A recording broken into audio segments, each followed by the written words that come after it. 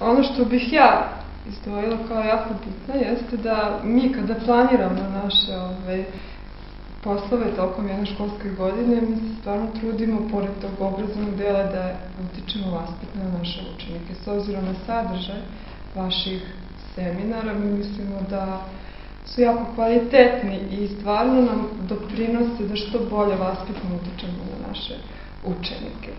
Prosto koliko smo mi spremni da komuniciramo, da rešavamo probleme, toliko ćemo biti sposobni da prenosimo ta naša iskustva i prosto da ih učimo i da rešavaju probleme i da komuniciraju i sve ostalo.